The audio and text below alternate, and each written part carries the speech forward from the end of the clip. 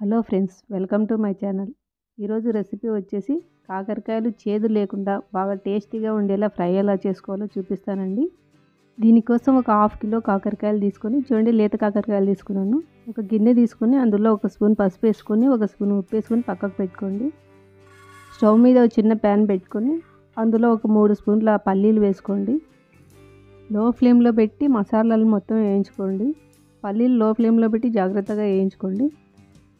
ఇలా బాగా వేగిన తర్వాత పక్కన పెట్టండి. అలాగే ఒక 2 స్పూన్ల నువ్వులు వేసి కొంచెం చిటపటలాడేంత వరకు వేయించుకోండి. తర్వాత తీసి పక్కన ఉంచుకోండి. వీటిని తొందరగా దించుకోండి లేదా మాడిపోతాయి ఇవి. అందులోనే కాస్త వట్టి కొబ్బరి ముక్కలు వేసి వేయించుకోండి. వట్టి కొబ్బరి ఎక్కువ మాడకుండా కొద్దిగా బాగా ఫ్రై అయ్యేలాగా వేయించుకోండి.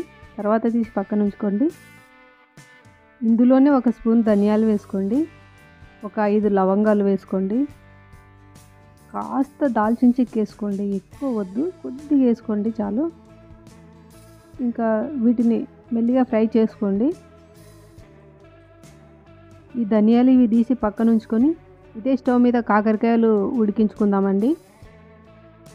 ఒక మిక్సీ జార్ తీసుకొని మనం వేయించుకున్న మసాలాలు మొత్తం అందులో వేసేసుకుందాం. వేసుకొని ఒక ఇంచు అల్లం ముక్క వేసుకుందాం. అందులోని ఒక 7-8 వెల్లుల్లి రెమ్మలు కూడా వేసుకొని, ఒక 2 స్పూన్ల బెల్లం, చూడండి బాగా పెద్ద స్పూన్లతో వేస్తున్నాను. 2 స్పూన్లు బెల్లం వేసుకుంటే చేదు పోయి బాగా టేస్ట్ వస్తుందండి. అలాగే ఒక స్పూన్ ఉప్పు వేసుకోండి. ఒక స్పూన్ కారం వేసుకొని ఇది మిక్సీ బట్టి బాగా పక్కన ఉంచుకోండి. చూడండి ఇవి ఉడికిపోయే కాకరకాయలు. ఇవి మరీ మెత్తగా కావాల్సిన అవసరం లేదు, కొంచెం బాగా ఉడికితే చాలు. ఒక గిన్నె తీసుకొని అందులో 2 స్పూన్ల శనగపిండి వేసుకోండి. ఒక స్పూన్ కార్న్ఫ్లోరు, కాస్త ఉప్పు, కాస్త పసుపు, కొద్దిగా జీలకర్ర, కొద్దిగా నువ్వులు, కాస్త వంట సోడా కూడా వేసుకొని వీటిని బాగా కలుపుకోండి. ఇందులో వాటర్ కొద్ది పోస్తూ కలుపుకోండి. చూడండి నేను కొద్దిగా చేస్తున్నాను, ఇది ఎక్కువ అవసరం పడదు, కొంచెమే అవసరం పడుతుంది. బ్యాటరీలో వచ్చేలాగా బాగా కలుపుకొని దీన్ని పక్కన ఉంచుకోండి. పక్కన పెట్టి మనం కాకరకాయలు తీసుకుందామండి. మనం తయారు చేసుకున్న మసాలాలు కూడా తీసుకుందాం.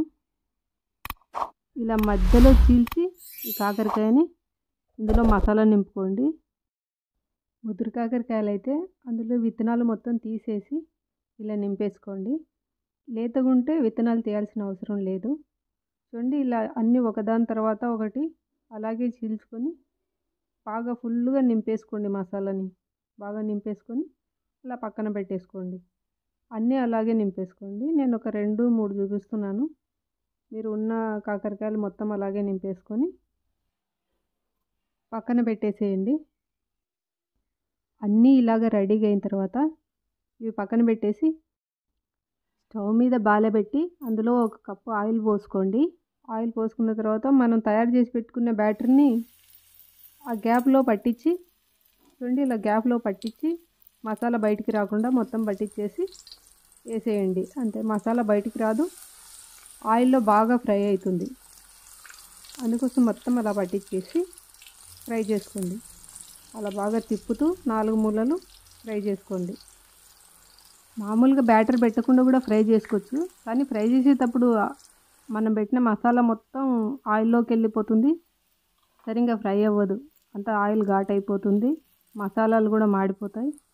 అందుకే ఇలా లోపల పెట్టేసి పైన బ్యాటర్ పెట్టి ఫ్రై చేసుకుంటే చాలా బాగుంటాయండి. ఇవి ఫ్రై చేసే విధానం ఇంకో రకంగా కూడా చేసుకోవచ్చు దీనిని. ఇవి ఇలా ఒకసాటే కాకుండా మొత్తం కూడా పెట్టేసి మన బజ్జీల్లాగా బోండాల్లాగా కూడా చేసుకోవచ్చు. అవి ఎలాగో చూపిస్తానండి, ఒక 2-3 వేసి చూపిస్తాను మీకు. వీటినన్నిటినీ ఇలా చేసేసుకొని ఇవి పక్కకు పెట్టుకొని అవి ఎలా చేయాలో చూద్దాము. ఇవి పక్కకు పెట్టేసి చూడండి ఇలా మొత్తం పట్టించి ఇలా బోండాల్లాగా వేసేయచ్చు. ఇలా కూడా చేసుకోవచ్చు, ఇలా చేసుకునే బాగుంటుంది. ప్లీజ్ ఎవరైనా ఈ వీడియో చూస్తుంటే దీనికి పేరు ఎతికి పెట్టండి. ఏం పేరు పెట్టాలో తెలియడం లేదు, బోండాలా బజ్జీలా ఏం పేరు పెట్టాలో కామెంట్ చేసి చెప్పండి. చూడండి ఇవి ఎందులోకైనా చాలా బాగుంటాయి, ఒకసారి తప్పకుండా ట్రై చేయండి.